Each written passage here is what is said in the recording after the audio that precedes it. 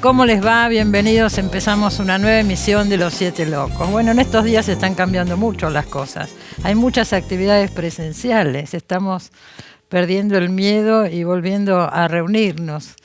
Ya empezó la Feria del Libro en Buenos Aires, por supuesto, pero además, bueno, cantidad de festivales, Elba Fisi, La Mujer y el Cine, montones de cosas están pasando y estamos volviendo a salir, ¿no? Y no solo acá, sino en todo el mundo. Volvió la Bienal de Venecia. Usted sabe que la Bienal de Venecia siempre nosotros en Los Siete Locos le damos espacio, sobre todo después de que la Argentina logró tener su propio pabellón, que fue hace un poco más de 10 años, más o menos. Antes no teníamos pabellón en Venecia y andábamos, qué sé yo, en lugares alquilados, fuera de los lugares centrales de la Bienal. Bueno, por supuesto hay una participación argentina en Venecia, hubo varias novedades y la tenemos a Susana Reynoso, que viajó a Venecia, tiene la suerte de haber viajado a Venecia. Ahora creo que ya está en Madrid, pero nos comunicamos con ella porque quiero que nos cuente un poco todo lo que pasó allá, que es interesantísimo. ¿Cómo estás, Susana? Hola, ¿cómo estás, Cris? Qué gusto saludarte. Igualmente, estás en Madrid en este momento. En este momento en Madrid, y después de 2 días preciosos está empezando a llover, así que esperemos que el tiempo mejore, por lo menos para pasar estos días y visitar museos y ver cosas. Madrid está hermosa y hay mucho por ver también. Seguramente. Contanos de Venecia, Susana. El pabellón argentino, Bueno, la artista invitada a la inauguración. Exactamente, estuve en todo lo que se llama la preview. Vos conocés la Bienal de Venecia, sabés que hay 3 días previos a la inauguración del público, en los cuales asisten invitados especiales, periodistas, curadores, artistas, galeristas, es decir, todo el mundo del arte asiste esos primeros días, y de verdad es que es una fiesta dedicada al arte, arte, arte, como diría Marta Minujín. Bueno, Marta Minujín precisamente pasó en esos 3 días por la Bienal de Venecia también. Estuvo por aquí. Marta no se pierde ninguna edición de la Bienal de Venecia. No, está siempre. Estuvo visitando la obra de Gabriel Chaile. Y la verdad es que fue, como me dijo un curador del Líbano, un soplo de aire fresco. Sí, fue de tanto desear. Realmente esos 3 días fueron muy inspiradores para todo el mundo. Como vos empezaste el programa diciendo, estamos perdiendo el miedo, la Bienal también sirvió para mostrar que podemos vivir sin mascarillas, con precauciones, pero volviendo a retomar la normalidad. A mí no me gusta hablar de nueva normalidad, porque en definitiva la pandemia no ha sido una guerra. Lo que estamos retomando son los hábitos que teníamos antes de la pandemia. Y la Bienal ha sido una prueba, ¿no? Porque los 3 días de la preapertura estuvo lleno de gente. Y el primer día de apertura al público, es la primera vez que yo vengo a esta Bienal y me quedo un día de apertura al público, la Bienal se vació. Mira. Hasta que la gente empieza a asistir, a comprar sus tickets y a visitarla, hay mucho más tiempo y espacio para recorrerlo sin filas, sin aglomeraciones. Y sigue hasta noviembre. Va a estar hasta noviembre, ¿no es cierto? Hasta el 27 de noviembre la Bienal hasta fines continúa. De noviembre. Bueno, junio va a ser un mes impresionante aquí en Europa, porque la Bienal se junta con un tour, digamos, de arte muy interesante, que es con Kassel, ¿no? Claro. Documenta en Kassel. Así que el que venga en junio va a ser doblete. Encuentra doble, ¿no es cierto? Doble exposición. Exacto. Contanos un poco del pabellón argentino y la artista que nos representa. Bueno, el nombre es El origen de la sustancia importará a la importancia del origen. Es un trabalenguas que fue muy difícil de traducir al inglés. Ya en castellano, ¿no? Resulta complicado. Está en castellano y está en italiano y en inglés. El origen de la sustancia importará la importancia del origen. Son 10 pantallas donde se presentan distintas acciones en loops. Esto significa, hay un perrito que espera que le den de comer, hay una especie como de espiga que se agita en el viento, hay una pantalla donde aparece una mortadela. Son cosas en principio inconexas, pero que trazan un panorama, por lo menos desde el punto de vista de la artista. Mónica Heller es la artista, Mónica Heller. Exactamente, que es Mónica Heller, donde ella lo que procura mostrar es cómo el exceso de información, cómo estamos sometidos a un exceso de información del que no somos totalmente conscientes, ¿no? Entonces, el final de todas esas pantallas es una paloma urbana, ella la llama así, paloma urbana. La que habla, la paloma que habla. Tiene un discurso completamente inconexo, pero si vos te detenés, te sentás a escuchar a la paloma, hay partes del discurso que tienen una conexión, donde la paloma expresa determinados conceptos que el artista le cargó a través de un guión por inteligencia artificial. Sí, es muy notable. Es un poco lo que yo contaba en la nota que mandé al diario cuando conté un poco la presencia del canciller argentino en la inauguración. Hay una parte del discurso de la paloma que es muy político, pero como dice el artista, cada cual lo vincula con las percepciones previas que tiene. Realmente todo lo digital ha tenido un espacio en esta Bienal. Esta muestra nuestra, Argentina, es totalmente 100% digital. Es 100% digital, se traslada en un pendrive, por eso la artista ya tiene 2 invitaciones para el año próximo en la Argentina. Una va a ser en el Museo Mar de Mar del Plata y el otro va a ser en el Museo Rosa Galisteo de San Juan. Ella ya tiene la posibilidad de ir a San Juan, a Santa Fe, perdón, es de Santa Fe el museo, San Juan, Santa Fe y Mar del Plata. Mar del Plata, claro, con esta muestra. Y la obra de Gabriel Chaile que compró Constantini en no sé qué cifra desorbitante. La cifra que circula es que son $350.000. En realidad, en una Bienal nada está en venta y todo lo está. Claro, porque ahí no se vende, claro. No es una feria. Si hay algo que diferencia una Bienal de una feria, es precisamente eso, que las obras se exponen y se supone que después se destruyen o se trasladan, pero no se venden. Sin embargo, todo está en venta. Y yo creo que después de 2 años de pandemia, esto se hizo más obvio en esta Bienal, ¿sabes? Porque en años anteriores, en la Bienal de 2019, Azur García Uriburu trajo obras de Nicolás García Uriburu, se vendieron, pero eso no trascendió en la Bienal, en el curso de la Bienal. Claro. Se supo después que las obras de Nicolás habían sido vendidas. Claro.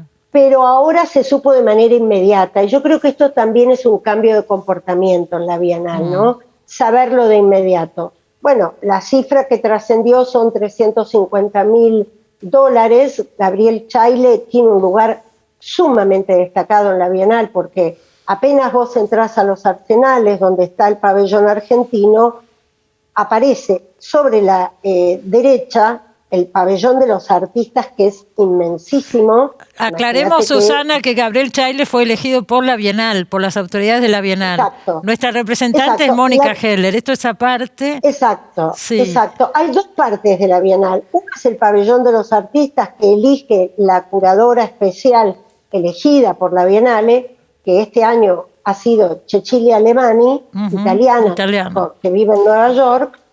Y están después los pabellones de naciones o de países. Y ahí cada país elige un artista que lo representa. La selección de esos artistas es muy diferente de acuerdo a cada país. En nuestro país lo eligió un jurado. La artista tuvo 3 meses para trabajar, fue muy poco tiempo. Ella, conversando con ella para una entrevista que voy a escribir, ella me dijo, yo trabajé desde las 6 de la mañana a las 11 de la noche. Porque todo se resolvió en poco tiempo por el asunto del coronavirus, etcétera. Eso fue general.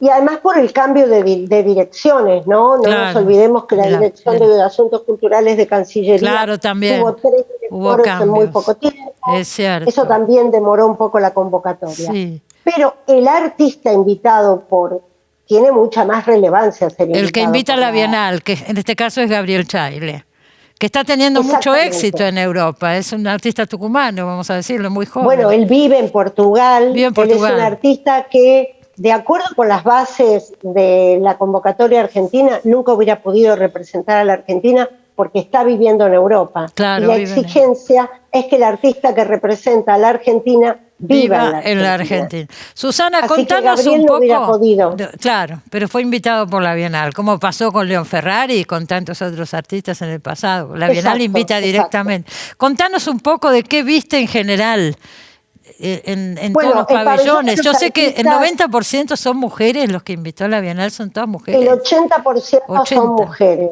Ah, Y son mujeres que vienen trabajando hace muchísimos años. También es cierto que más de la mitad de las artistas mujeres invitadas por Alemany murieron.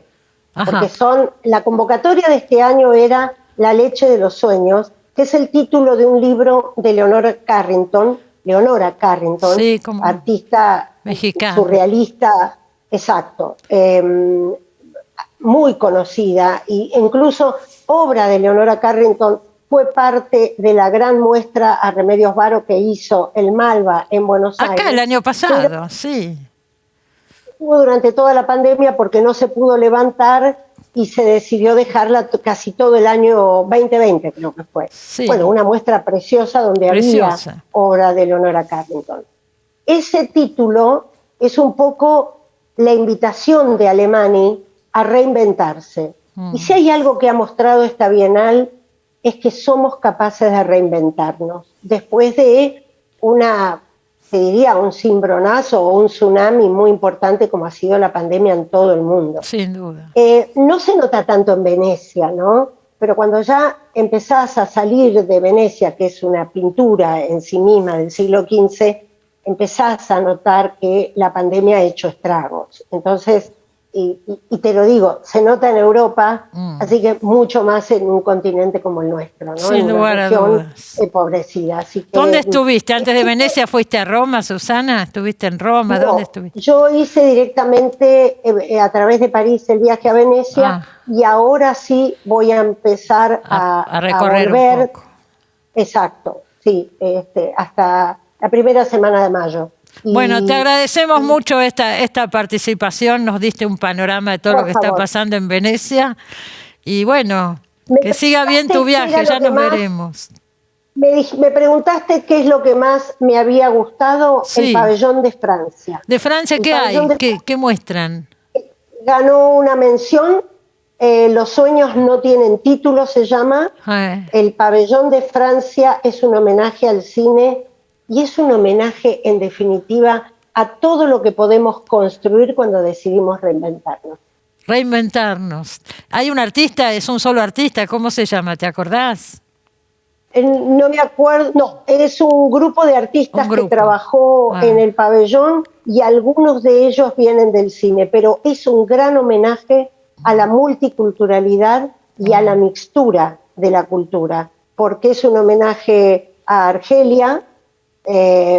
Francia tiene una deuda con Argelia por la guerra, ¿no? Así que es un pabellón precioso. Se pueden ver algunos videos por YouTube, ¿eh? Sí, ahora tenemos la suerte de que tenemos YouTube y todos estos medios para más o menos, no es estar ahí, pero es algo. Gracias, Susana, espero nos veremos a tu vuelta. Y te voy a agradecer muchísimo la posibilidad de continuar hablando sobre este tema porque los grandes debates culturales hoy están en la Bienal de Venecia. Pero interesantísimo. Bueno, no estuvimos, ya es tarde. Bueno, hasta noviembre está la Bienal de Venecia. Gracias por este panorama, Susana, gracias. Hasta pronto. Hasta pronto. Bueno, interesante todo lo que contó, ¿no es cierto? Qué sé yo, abrirnos un poco a ver qué está pasando también en el arte en el mundo. Es un lugar extraordinario. La experiencia de ir a la Bienal de Venecia, hace unos cuantos años que no vamos por ahí, pero tenemos la ilusión de por ahí para la próxima Bienal. Bueno, lo tenemos a Alejandro Masi con nosotros. ¿Qué tal, Alejandro? ¿Cómo estás, Cristina? Bien, muchas gracias. Bien, escuchaba todo esto, un homenaje al cine, dice que fue. Muy interesante, la verdad me despertó gran curiosidad. Sí, me dio ganas de ir. Dan ganas de ir. Si uno puede, ¿por qué no? Bueno, El eco de mi voz se llama la película que estrenaste sobre María Luisa Bember, que fue una persona que marcó mucho tu vida. Y ahora son los 100 años del nacimiento, Así ¿no? es. Este año. Así es, eso es un poco, de entrada, por lo menos, una parte, el detonante de la ejecución de la película. Claro, me imagino. Hay mucho material en la película grabado, aparece ella hablando, escenas de las películas, por supuesto, testimonios de mucha gente. ¿Cómo la fuiste armando? Mira, yo tenía el deseo de hacer un trabajo en el que María Luisa nos hablara, que María Luisa, digamos, se presentara, opinara, claro, se manifestara. Pero para eso hay que tener material, ¿no? Fue muy complejo. Lamentablemente, vos lo sabés y todos los argentinos lo sabemos, somos el país del no archivo y del descuido del patrimonio. Ahora hay un poco más de conciencia, bastante. Recién ahora, pero María Luisa murió hace casi 30 años, entonces no era así. No era así que, bueno, por eso fue muy largo también el proceso constructivo del relato. Tuve que buscar materiales desde la provincia de Córdoba, que he encontrado algunas cosas, Colombia, Estados Unidos, claro, España. Es irónico, pero... Había más afuera que acá, por ahí. Y a partir de ahí fui, sobre todo por la vigencia del pensamiento de María Luisa, porque yo, al ver todos estos movimientos de principio de siglo... Sí, mira lo que decías de la Bienal hace un rato. Claro. Esto no sucedía. Claro que no. Mujeres haciendo cine había poquísimas cuando ella empezó, ¿no es cierto? Y con ese nivel de trascendencia, la única. La única. Bueno. Y había pocas en el mundo también, ¿no? Uno piensa en Lina Wertmüller, en Margaret von Trotta, digamos, sí, pero no eran muchas. Y pienso, realmente era importante que se incorporara. No es posible María Luisa, pero sí es posible su pensamiento en el debate de hoy.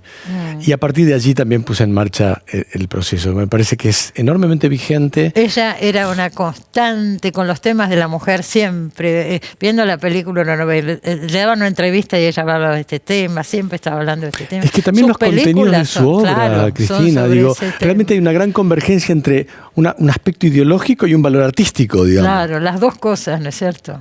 Todas sus películas tratan sobre el tema de las mujeres. Todas. Así es. Si no me equivoco, todas, ¿no es cierto? No.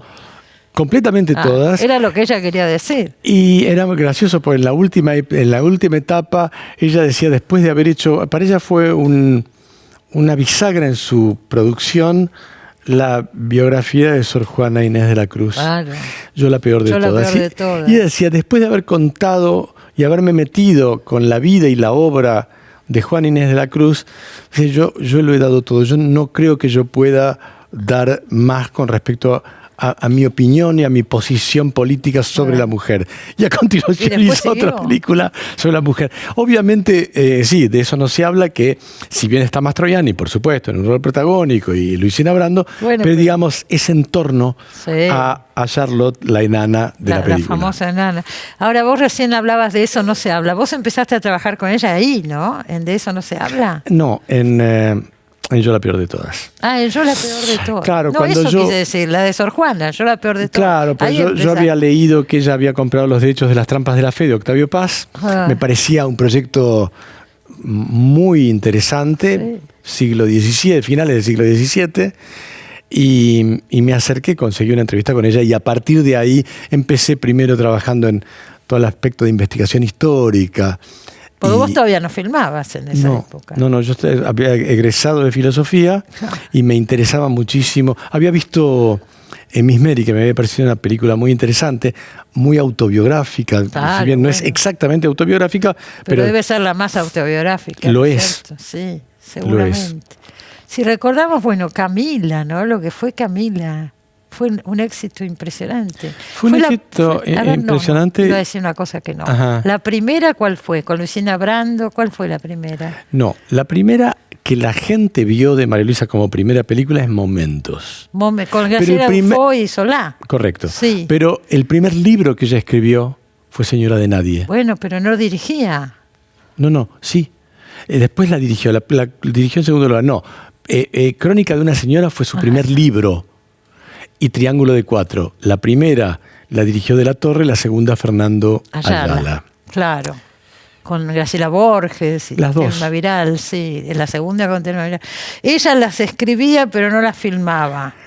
Lo interesante es el proceso, ¿no? Porque ella las escribía y no las filmaba, como dijiste vos, pero cuando veía el producto del rodaje se decepcionaba porque decía, no es eso lo que decía el libro. Empezó a entender que la dirección es una reescritura, ni que hablar. Obvio. Con lo cual, a los tumbos, dice, mi tercera película, Momentos, la voy a dirigir yo. Que nunca había dirigido. Que nunca había dirigido ni tenía idea.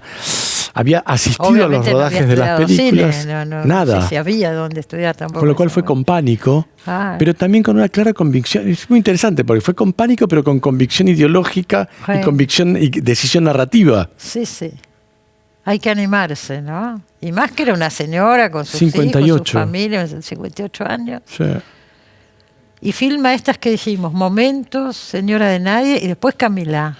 Y después Camila, pero lo que pasa es que también Camila es otra de las bisagras de la producción, porque Camila fue, como dijiste vos, tan exitosa, nominada al Oscar, etcétera, etcétera, casi 3 millones de espectadores, que también le dio una credibilidad y una visibilidad a su obra que ella no tenía. Claro, y también a su ideología.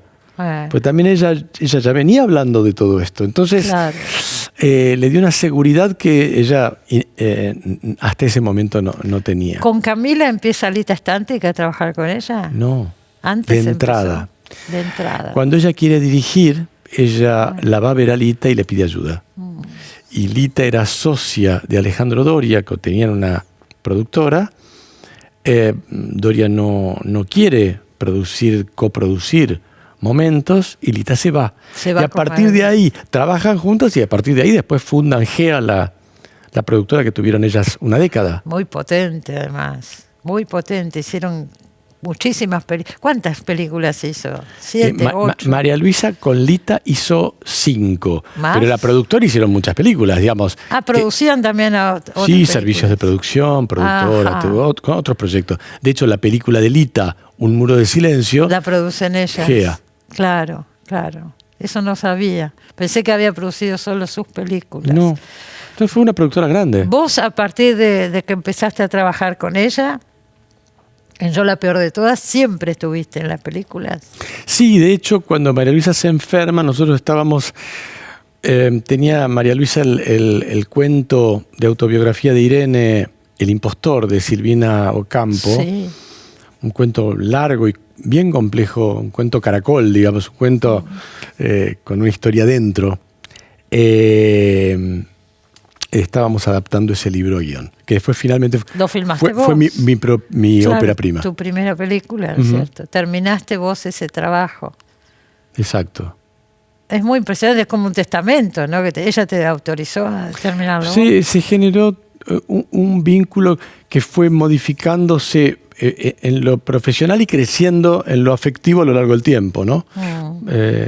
Sí, hemos viajado, a festivales, con las películas. Sí, hemos hablado mucho. Por eso yo también me sentía con la necesidad de hacer este relato. Y filmar, terminaste esa película que era un cuento de Silvina Ocampo, pero después filmaste Los que aman odian, ya... Con Silvina y Bioy, digamos. Silvina y Bioy Casares, ¿no? Sí, me gusta mucho Silvina. También hice con Marilu Marini en teatro Invenciones, también de los relatos póstumos de Silvina Ocampo. Vos que te dedicás a la literatura, es un pendiente de la literatura argentina, si bien obviamente hoy ocupa un lugar, no ocupa el lugar tan todavía importante. Todavía no llegó a donde tendría que estar, pero... Es una gran escritora. Se avanzó mucho en ese sentido. Sí, y Ernesto Montequín también hizo mucho por la curaduría de sus relatos, de sus narraciones inéditas. Sin duda. ¿Y está filmando ahora con algún proyecto, Alejandro? Mira, está por estrenarse, Santa Evita. Yo dirigí. Es una miniserie. Es una serie de 7 episodios. Qué interesante. El libro de Tomás Eloy Martínez. Sí. Pero va para una plataforma, ¿no? Disney, Star Plus, sí. Sí, el 26 de julio se ha decidido que es el 70 aniversario del fallecimiento de Eva. De Eva, sí. Se va a estrenar. Se estrena la serie. ¿Quién hizo los guiones? Los guiones a la cabeza de Marcela Gerti y Pamela Rementería, con, digamos, de alguna manera la curaduría de Rodrigo García, que dirigió los primeros 2 episodios de la serie. Rodrigo García es uno de los hijos de García Márquez. Sí, exacto. Sí, lo recuerdo porque escribió un libro hace no tanto. Correcto, sí, en la despedida. Gabo, Mercedes y Gabo. Mercedes y Gabo, la relación con la madre, ¿no? Sí. La mujer de García que Márquez. murió en medio de la preproducción, murió hace poco, en medio de la preproducción, cuando estábamos en la preproducción, pues se postergó por la pandemia 1 año el proyecto. Bueno, habrá que ver esa serie. Ahí está Natalia Oreiro, Darío Grandinetti. Natalia Oreiro hace de Vita. Sí. Y Darío de Perón. De Perón. Y Ernesto Alterio de Moriquenig. Wow. Y Diego Velázquez, una suerte de socias de Tomás Eloy Martínez, que está ahí como investigando. Periodista que investiga. Exacto. Bueno, ya comentaremos, ¿eh? Es un acontecimiento. Es una novela extraordinaria. Sí, ojalá la serie interese. Es un relato difícil de adaptar también la novela, por eso muy me difícil. Interesa. Sí. Y que pasó por muchas más en el historial. Fue tal el éxito de la novela que Babenco la tuvo, muchos la tuvieron y no. Pasa que era una novela muy amplia y era compleja de llevar al cine. Al principio se intentó llevar al cine. Muy difícil, ¿no? Bueno, la esperamos ansiosamente. Y en Terapia, que se acuerda, la serie En Terapia hizo Alejandro acá en este mismo canal. Bueno, gracias por haber venido. Nos volveremos a ver para hablar de Santa Evita. Cuando quieras, gracias por la invitación. Es un placer. Al contrario. Nos vamos al corte. Ya volvemos.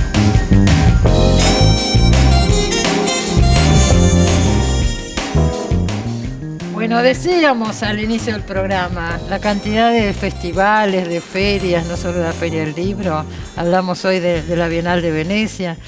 La semana que viene empieza La Mujer y el Cine. Así que vamos a hablar Ana María Muchnik, que está acá con nosotros. Hola. ¿Qué tal, Ana María? Directora, ¿no? De la Mujer y el Cine. Sí, en realidad la presidenta de la asociación, pero la directora del festival. O sea, la asociación La Mujer y el Cine produce todos los años un festival de cine. Que es Festival La Mujer y el Cine. Está Blanca Monzón también con nosotros, también de la comisión directiva, ¿no es cierto? Sí. Bueno, y quiero que cuenten un poco. Yo creo que es la primera vez que hablamos en el programa. Absolutamente. Bueno, así que desde el BAP. Primera vez en 34 años. Hoy estuvimos hablando en el programa de María Luisa Bember también, o sea, con la película de Alejandro Massi. Bueno, todo se termina relacionando, ¿no? María Luisa fue una de las fundadoras de la asociación La Mujer y el Cine. ¿Año? 88. 1988. Bueno. Siglo pasado. Bueno, este programa empezó en el 87, así que yo no me asusto más. Estamos perfectos.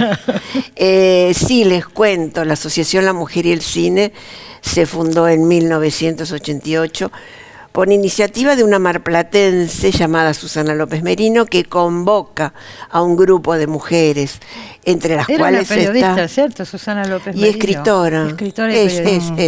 Escritora, periodista, poeta. Exacto. Y es una gestora cultural en Mar del Plata. Y convoca a un grupo de mujeres, entre las cuales está María Luisa Bember, Marta Bianchi, Lita Stantic, Sara Facio, quien era en ese momento la vicepresidenta del Inca, que era Beatriz Villalba Welch, la mujer de Villalba Welch, y estaba Gabriela Mazú también, Lita Stantic, y las convoca para hacer un festival de cine realizado por mujeres. En ese momento... No había tanto tampoco. No había tanto, a eso iba, que en ese momento la cantidad de mujeres haciendo cine era mínima. Vos pensás que en la Argentina María Luisa era prácticamente la única directora. Sí, o la única conocida, no sé. Y con prestigio y con posibilidades de sacar sus películas afuera. Sí. Y María Luisa Bember accede junto con otras mujeres a fundar esta asociación, La Mujer y el Cine, por un lado para difundir, promocionar, dar a conocer películas realizadas por mujeres. Y también, y era un poco su objetivo, era animarse a que las mujeres filmen. Claro. La tarea de filmar una película es enorme. Hay que conseguir el dinero por empezar. Hay que conseguir el dinero y después todo el trabajo de preproducción, la cantidad de horas, formar un equipo. Y un equipo que en general son hombres. Claro. Ojo. Y que en esa época no les gustaba que una mujer les dijera nada, absolutamente. Miraban con cara de desconfianza. Y empezó en esa época el festival. ¿Y qué pasaron en el festival? ¿Vos ya estabas en la comisión ahí? Ese primer año yo estaba haciendo Ciudadanas con Marta Merkin en Radio Belgrano. ¿Cómo no? Un programa de Radio Belgrano que siempre recordamos. Siempre recordamos. Verdad, sí. Y yo fui convocada para cubrir al Festival de Mar del Plata. Y ahí te relacionaste. Y ahí me relacioné con ellas, además como yo soy una metida, preguntaba, iba, me metía, traducía, estaba en una mesa redonda. Cuando terminó el festival, volví a Buenos Aires, al poco tiempo me habla María Luisa y me dice justamente, Ana María, te vimos moverte en el festival, estabas muy a gusto, ¿querés formar parte de La Mujer y el Cine? Claro. Y yo, por supuesto, dije que sí. Y ahí nació Era el Mucha segundo gente año. te conoce por la televisión, tantos años, buenas tardes, mucho gusto, etcétera, etcétera. Pero además, Ana María tuvo mucha participación en el sector editorial. Fue jefe de prensa de una editorial muy importante, de Sudamericana. Que después fue Random House. Que ahora es Random House. Claro. Pero digo, ¿se te relaciona más con la tele o con los libros? Probablemente. Pero ahí entraste también en el cine, ¿no?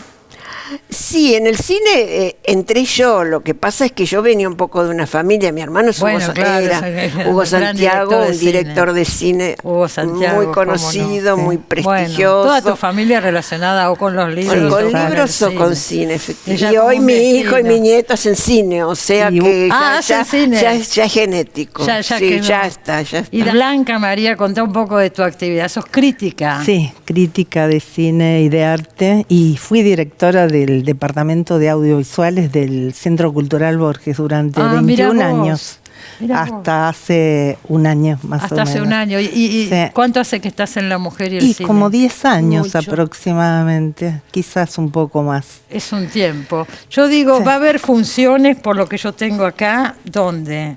En el Malva por un lado y en el Cultural San Martín por el otro. Sí, del Cultural San Martín vamos a hablar en el próximo bloque, va a estar su directora acá con nosotros.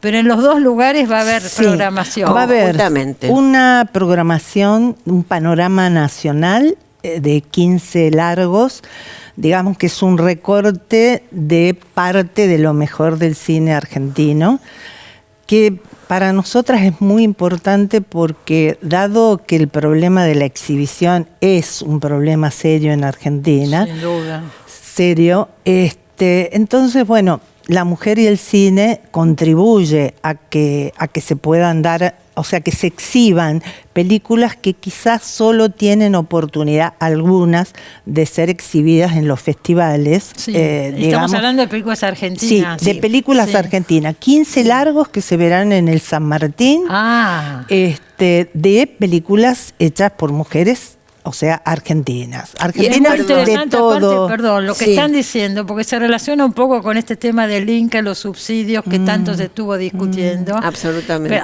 Yo escucho que dicen por ahí películas que no ve nadie. Bueno, no se ven porque no hay donde exhibir. Exactamente. Acá está el Gomón.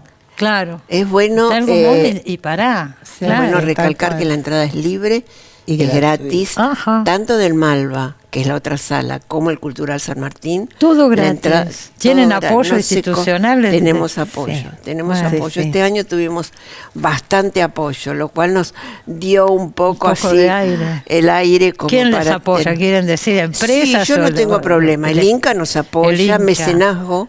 Mecenazgo nos apoya mucho. Y este año el Banco Nación. El Banco Nación con un apoyo. Y eso les permite que sea todo gratuito. Todo gratis. ¿Y quiénes son estas directoras mujeres que van a...? Son muchísimas, algunas, y Daniela Sellaro, que es una directora salteña, a mí me da por nombrar a las directoras del interior del país. Está muy bien, porque también se habló de eso con las polémicas estas también de los subsidios y también Florencia Weber, que es de Córdoba, una película hermosa, Mañana tal vez se llama. Esquirlas, que también es de una directora cordobesa, Natalia Garralde. Y bueno, una directora de Río Negro, una película Aimé, la directora se llama Aymara Rovera.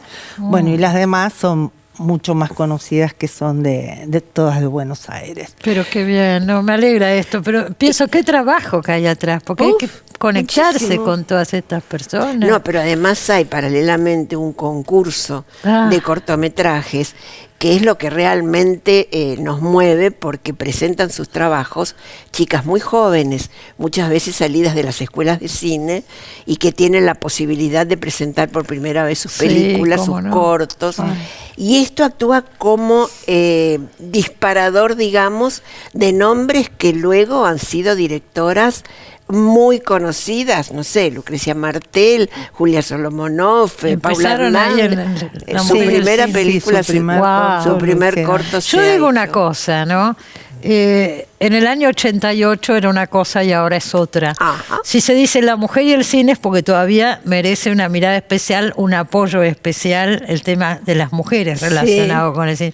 ¿Qué porcentaje habrá de mujeres con respecto a la cantidad de películas que se hacen? Acá en realidad el porcentaje comparado con otros países, sobre todo latinoamericanos, es alto. Es alto. No sabría cifras precisas, Ana María, porque... No, las cifras son elásticas.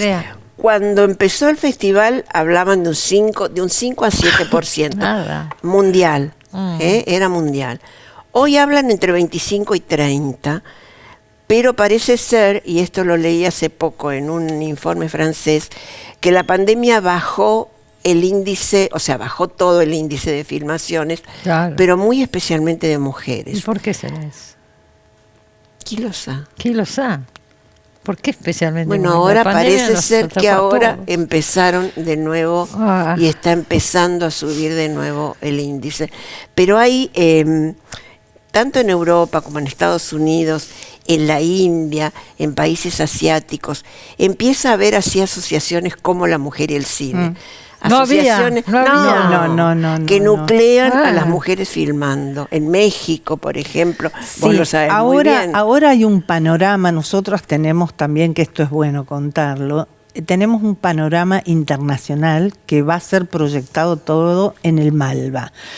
Hay una parte, digamos, latinoamericana, con una película de una directora colombiana que habla sobre una tribu en Vera y sobre el tema de la ablación de clítoris, que las coloca en un lugar muy particular a las mujeres, porque recién se vienen a enterar que eso no es habitual.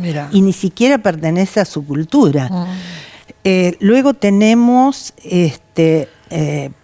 un grupo de directoras mexicanas que son importantísimas porque están ocupando un rol realmente gravitante en México, las mujeres. Porque si bien se hablan de contar la violencia, pero es desde una mirada femenina. Y hay varias cuestiones.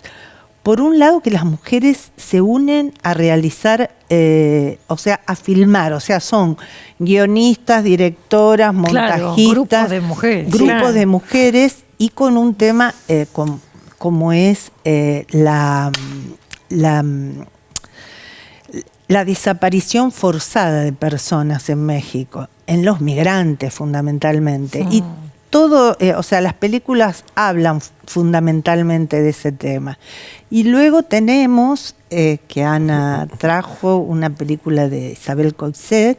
Sí, la tenemos además, porque aparte vamos a funcionar un poco híbrido, porque vamos a seguir con Vivamos virtual. Cultura, sí, con la plataforma. Va a estar toda la plataforma Vivamos Cultura del gobierno de la ciudad. Y entre ellas hay varias entrevistas y, digamos, la más importante es la de Isabel Coixet, una directora española maravillosa. Tenemos la película de ella Nieva en Benidorm y una larga entrevista de 1 hora y media que le hicimos a Isabel. ¿Las entrevistas y charlas va a ser todo online o va a haber presencial? Todo va a estar en el canal Vivamos Cultura. Y después le recomiendo, no sé si hay tiempo, a los espectadores, tenemos un grupo de 4 películas, una producción Letonia-Noruega, 2 estadounidenses y una de Portugal, que las recomiendo porque no van a tener oportunidad de ver esos films acá en Argentina. Ese tema es importante porque el tema de la distribución es importante, pero además no se estrenan luego comercialmente. No, nunca. No. O sea que las vemos ahora o no las vemos. Nunca, exactamente. Bueno, acordarse entonces, Festival La Mujer y el Cine en el Malva y en el Centro Cultural San Martín, desde el miércoles hasta el domingo, digo bien. Y el que quiera ver la programación, ¿dónde la ve? En la web. En la web de La Mujer y el Cine. La Mujer y el Cine.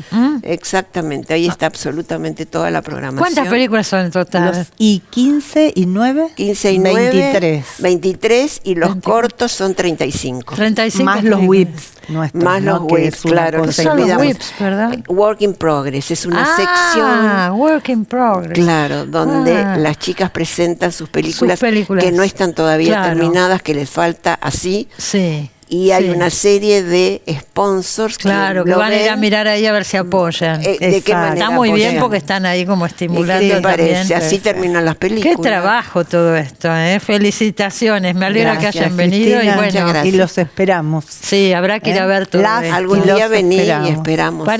Yo comentaba hace un rato, todo ahora, la cantidad de cosas presenciales que hay en estos días. Impresionante. La necesidad que teníamos tanto tiempo encerradas, necesitamos. Y además hay que ir al cine, hay que ver las películas en el cine.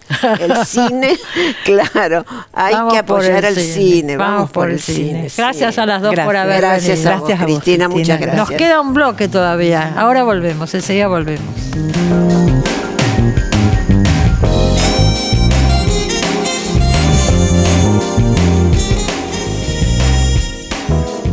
Bueno, recién hablábamos de la mujer y el cine. Yo quiero hablar del Centro Cultural San Martín, donde se desarrolla la mujer y el cine y un montón de cosas más. El otro día estuve en la presentación de la programación, así que lo invité a Diego Berardo, que es el director, para hablar un poco. Ahora está el Bafisi, por ejemplo. Está terminando el Bafisi. ¿Te das cuenta? Termina... Y después empieza la mujer y el cine. Después empieza la mujer y el cine. Tenemos 14 festivales de cine independiente que se van a desarrollar durante el año en el Cultural San Martín. 14. En los 2 cines del Cultural San Martín. Sí, ¿tienen 2 cines? Tenemos 2 cines en el tercer subsuelo de la esquina de Paraná y Sarmiento. Sí.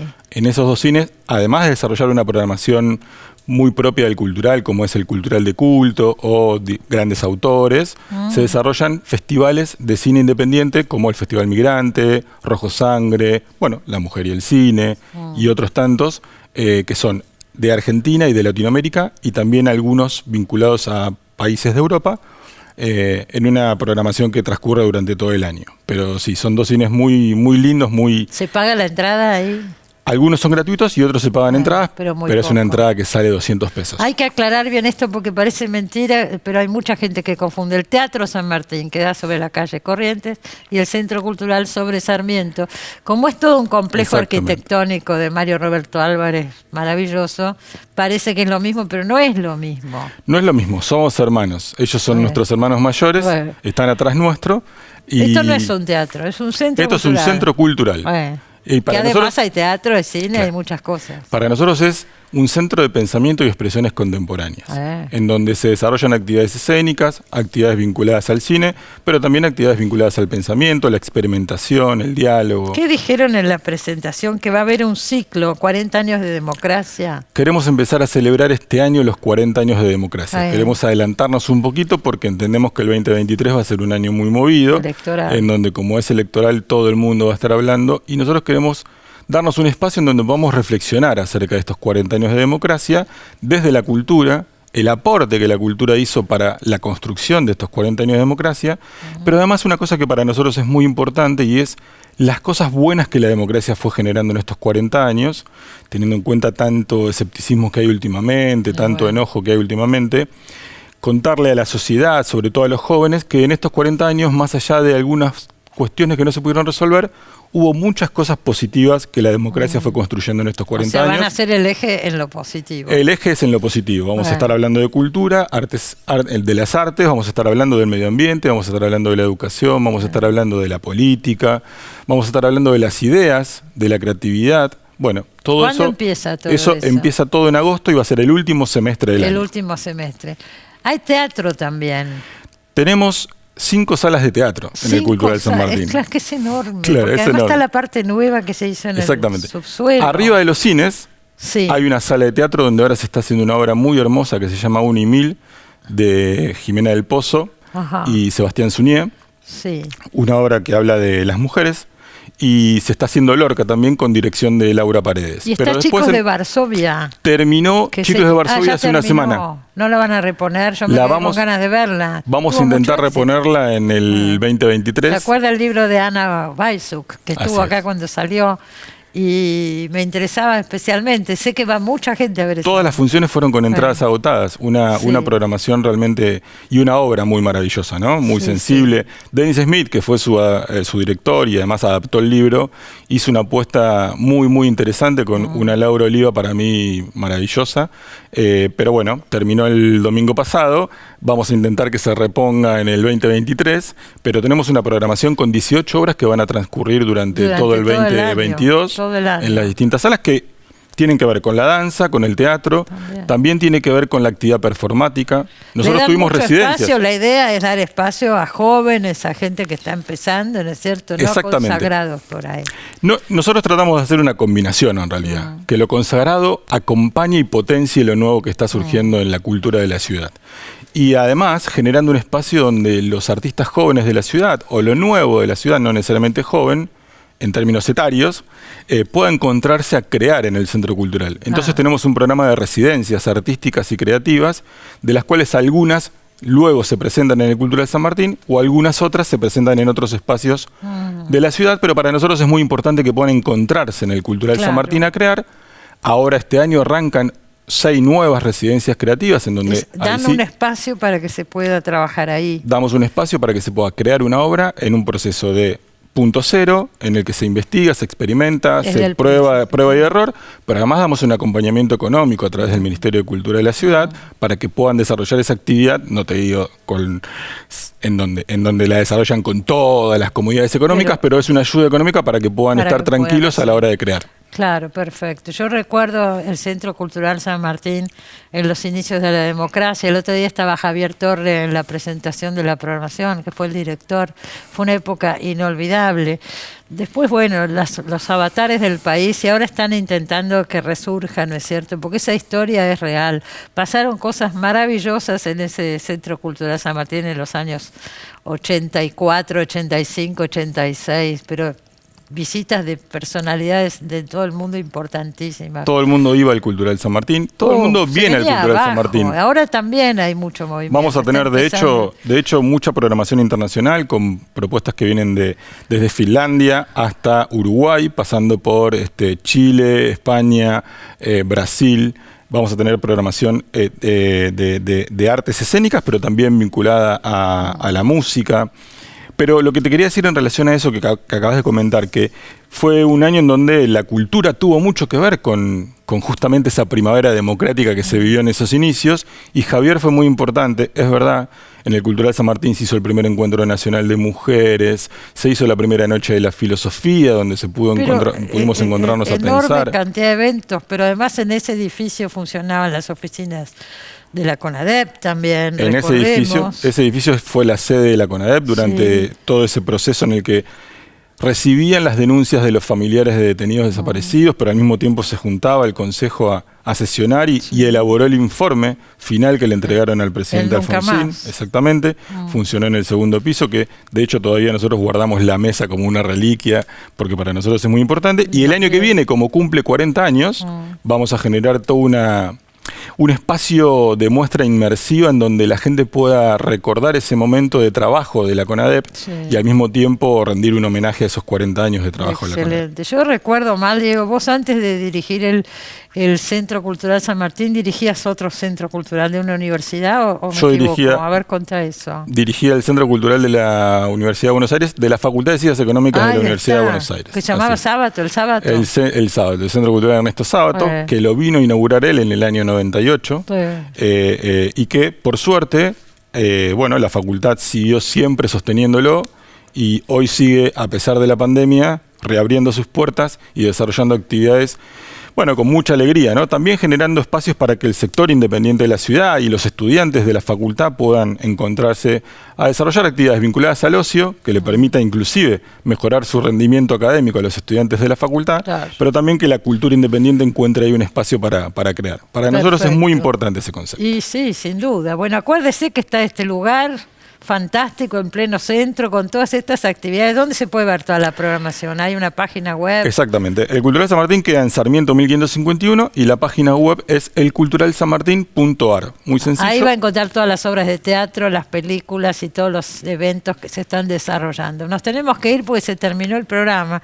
Acuérdese que está la Feria del Libro. La semana que viene vamos a dedicar gran parte del programa a hablar de la Feria del Libro. Ya están empezando a llegar las visitas internacionales y demás.